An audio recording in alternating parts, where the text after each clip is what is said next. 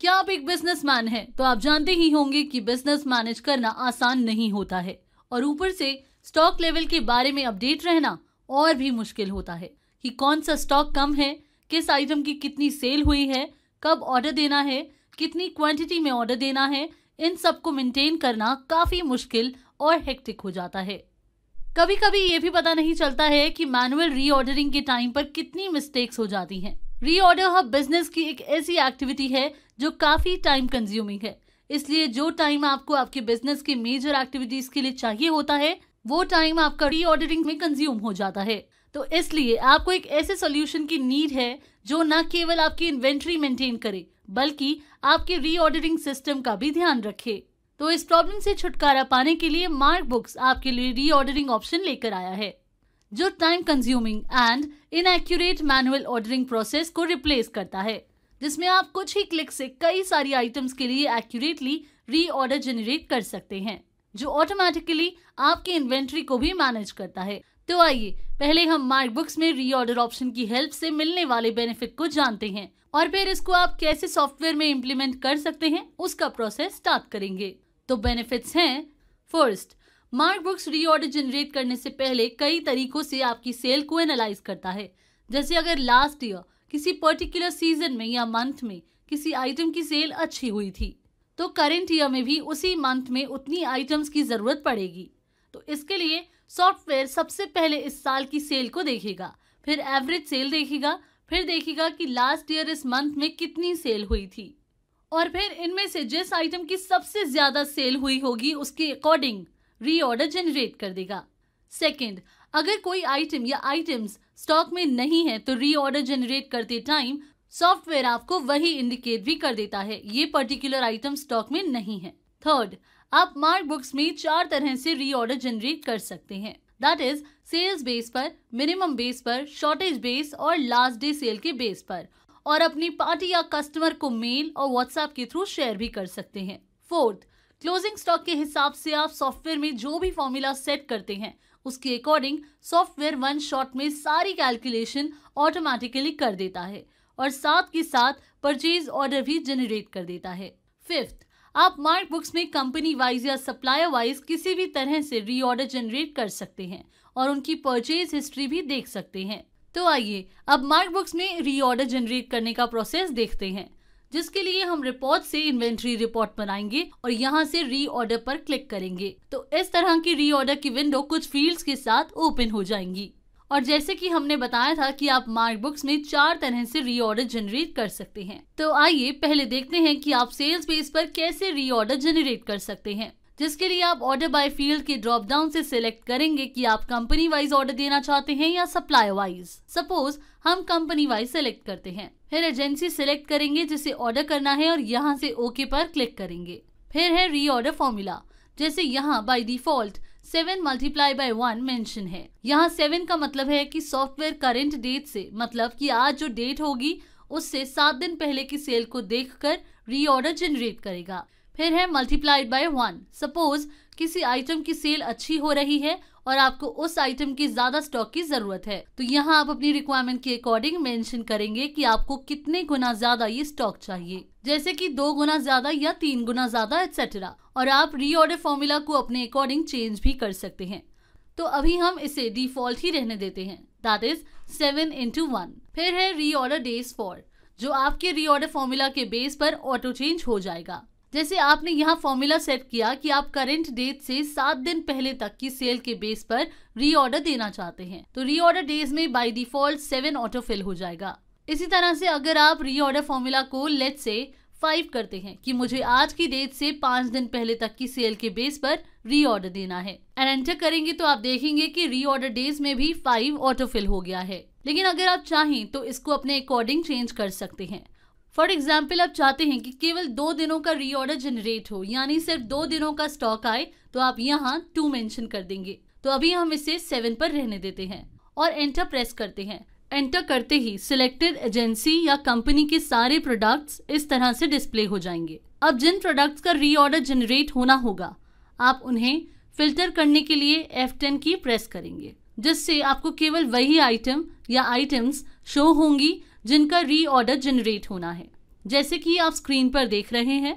और यहाँ हम आपको बताना चाहेंगे कि सेल्स बेस पर रीऑर्डर तभी जनरेट होगा जब किसी आइटम का क्लोजिंग स्टॉक उसकी सेल क्वांटिटी से कम होगा। मतलब कि जितना स्टॉक आपने परचेज किया होगा किसी पर्टिकुलर आइटम का, अगर उसका कम से कम 60 to 70% स्टॉक सेल हो गया होगा तो इस केस में सॉफ्टवेयर ऑटोमेटिकली उस आइटम या आइटम्स का रीऑर्डर जनरेट कर देगा, जैसा कि सॉफ्टवेयर ने इस आइटम के लिए रीऑर्डर जनरेट कर दिया है। और आप चाहें तो शो हो रही ऑर्डर क्वांटिटी को अपने अकॉर्डिंग कम या ज्यादा भी कर सकते हैं। इसके अलावा यहाँ से आप item wise total and agency wise total भी देख सकते हैं। आइटम वाइज टोटल में आपको आइटम वाइज कितनी क्वांटिटी का ऑर्डर प्लेस हो रहा है और कितनी इस आइटम की सेल हुई है वो शो हो जाता है। एंड एजेंसी वाइज टोटल में आप सिलेक्टेड एजेंसी या कंपनी का टोटल कितनी क्वांटिटी सेल हुई है और कितनी क्वांटिटी के रीऑर्डर जनरेट होना है वो आप देख सकते हैं।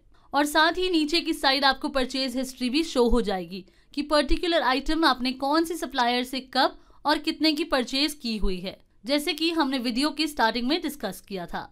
अब हम यहाँ दिए प्लेस ऑर्डर पर क्लिक करते हैं और ऑर्डर प्लेस करते हैं। इस तरह से परचेज ऑर्डर जनरेट हो जाएगा जिसको आप अपने कस्टमर या पार्टी के साथ वाया व्हाट्सएप, मेल या दोनों के थ्रू शेयर कर सकते हैं। तो फ्रेंड्स, इस तरह से तो आप सेल्स बेस पर री ऑर्डर जनरेट कर सकते हैं और जो परचेज ऑर्डर जनरेट होगा उसको आप परचेज में दिए ऑर्डर ऑप्शन में आकर देख सकते हैं। अब आइए जानते हैं कि आप minimum, shortage and last day sale के बेस पर कैसे री ऑर्डर जनरेट कर सकते हैं। मिनिमम बेसिस, इसमें अगर आपने आइटम मास्टर में स्टॉक का मिनिमम लेवल डिफाइन किया हुआ है तो सॉफ्टवेयर वो मिनिमम लेवल पिक कर लेता है और उसके बेस पर री ऑर्डर जनरेट कर देता है। फॉर एग्जाम्पल, आप चाहते हैं कि पर्टिकुलर आइटम की 200 मिनिमम क्वांटिटी आपके स्टॉक में हमेशा रहे और बाकी की शॉर्टेज को सॉफ्टवेयर ऑटो कैलकुलेट करके उसका री ऑर्डर जनरेट कर दे, तो वो आप री ऑर्डर के मिनिमम बेस ऑप्शन से कर सकते हैं, जिसके लिए हम री ऑर्डर पर आएंगे। एजेंसी सिलेक्ट करेंगे जिस एजेंसी की आइटम में हमने मिनिमम क्वांटिटी सेट की है और फिर सेटिंग्स आइकॉन पर आकर री ऑर्डर बेस्ड ऑन को मिनिमम पर सेट करेंगे और एंटर प्रेस करेंगे। देन एस्केप की से बैक आएंगे। फिर री order formula and day set करने के बाद एंटर करेंगे और F10 फिल्टर लगाकर आइटम्स फिल्टर कर लेंगे। तो अब आप यहाँ देखेंगे कि ये कॉलम जो सेल्स क्वांटिटी था अब मिनिमम क्वांटिटी हो गया है, क्योंकि हम री ऑर्डर अब मिनिमम बेस पर जनरेट कर रहे हैं। मतलब आप जिस भी बेस पर री ऑर्डर जनरेट करेंगे उस बेस के अकॉर्डिंग ये कॉलम चेंज हो जाएगा। इसके बाद आप देखेंगे कि जैसे हमने इस आइटम का मिनिमम स्टॉक 200 सेट किया था तो इसलिए यहाँ मिनिमम कॉलम में 200 आ रहा है और जितनी क्वांटिटी सेल हुई है वो यहाँ क्लोजिंग स्टॉक कॉलम में शो हो रही है और रिमेनिंग क्वांटिटी को ऑटो कैलकुलेट करके सॉफ्टवेयर ने ऑर्डर यहाँ ऑर्डर क्वांटिटी कॉलम में शो कर दिया है। आप चाहें तो ऑर्डर क्वांटिटी को अपनी सेल के अकॉर्डिंग कम या ज्यादा कर सकते हैं। अब प्लेस ऑर्डर पर क्लिक करेंगे। इस तरह से आप मिनिमम बेस पर री ऑर्डर जनरेट कर सकते हैं। नेक्स्ट आते हैं शॉर्टेज बेस पर। इसमें अगर आपने आइटम में उसकी शॉर्टेज मेंशन की हुई है तो उस केस में आप शॉर्टेज बेस पर री ऑर्डर जनरेट कर सकते हैं। अब जैसे मान लो बिल बनाते टाइम आपने देखा आपका स्टॉक कम जा रहा है और अगर आपने उसी आइटम में शॉर्टेज मेंशन कर दी और शॉर्टेज आप शिफ्ट के साथ स्टार की प्रेस करके मेंशन कर सकते हैं। इससे ये बेनिफिट होगा कि जब भी आप शॉर्टेज बेस सिलेक्ट करके री ऑर्डर जनरेट करेंगे तो इस केस में सॉफ्टवेयर आपने जितनी शॉर्टेज मेंशन की होगी स्टॉक्स में उसको क्लोजिंग स्टॉक में से ऑटोमेटिकली माइनस कर देगा और बाकी क्वांटिटी का ऑर्डर जनरेट कर देगा, जैसा कि आप स्क्रीन पर देख रहे हैं। और एक बात हम यहाँ बताना चाहेंगे कि जैसे आपने मान लो पहले से ही इस आइटम का परचेज ऑर्डर दिया हुआ है और आप उस पहले जनरेट हुए परचेज ऑर्डर को लेस करके री ऑर्डर जनरेट करना चाहते हैं तो सॉफ्टवेयर स्मार्टली उतनी क्वांटिटी लेस करके री ऑर्डर जनरेट कर देगा। उसके लिए केवल आपको सेटिंग्स में दिए इस लेस परचेज ऑर्डर ऑप्शन को येस पर सेट करना होगा, जिससे सॉफ्टवेयर पेंडिंग परचेज ऑर्डर को ऑर्डर क्वांटिटी में से लेस करके फाइनल ऑर्डर आपको यहाँ ऑर्डर क्वांटिटी में शो कर देगा। इससे पर्टिकुलर आइटम का स्टॉक भी नीड से ज्यादा नहीं आएगा और आपका लॉस भी नहीं होगा। इस तरह से आप शॉर्टेज बेस पर मार्क बुक्स में री ऑर्डर जनरेट कर सकते हैं। इसके बाद है लास्ट डे सेल। इसमें आप अपनी लास्ट डे की सेल के बेस पर, मतलब कि आपकी कल जितनी सेल हुई होगी उसके बेस पर री ऑर्डर जनरेट कर सकते हैं। फॉर एग्जाम्पल, केमिस्ट शॉप में क्या होता है, बेसिकली वो लोग डेली बेसिस पर स्टॉक मेंटेन नहीं करते हैं वहां पर डेली जो सेल करते हैं उसके बेस पर रीऑर्डर दे देते हैं। तो बेसिकली इस केस में आप लास्ट डे सेल ऑप्शन का यूज करके रीऑर्डर जनरेट कर सकते हैं। लेकिन इसमें सॉफ्टवेयर आपकी क्लोजिंग स्टॉक को चेक नहीं करता है, चाहे आपके पास पर्टिकुलर आइटम का कितना भी स्टॉक पहले से स्टोर क्यों ना हो। सॉफ्टवेयर इसमें आपकी केवल लास्ट डे जितनी क्वांटिटी सेल हुई होगी उसके बेस पर रीऑर्डर जनरेट कर देता है। तो फ्रेंड्स, इस तरह से आप अपनी रिक्वायरमेंट एंड बिजनेस के अकॉर्डिंग मार्क बुक्स में बताए गए चारों बेसिस में से किसी भी बेस से रीऑर्डर जनरेट कर सकते हैं। इसके अलावा अगर आपके मल्टीपल स्टोर होंगे, मतलब कि आप अपना स्टॉक एक से ज्यादा स्टोर्स में स्टोर करते होंगे और आपने मार्क बुक्स में स्टोर क्रिएट करके उसमें अपना स्टॉक मेंटेन किया होगा, तो आप सेटिंग्स आइकॉन में दिए स्टोर ऑप्शन से स्टोर सिलेक्ट कर सकते हैं जिस भी स्टोर के लिए आप रीऑर्डर जनरेट करना चाहते होंगे, और फिर सेम प्रोसेस को फॉलो करके किसी भी मेथड से रीऑर्डर जनरेट कर सकते हैं। तो फ्रेंड्स, इस तरह से आप मार्क बुक्स में रीऑर्डर ऑप्शन का यूज कर सकते हैं। Thanks for watching.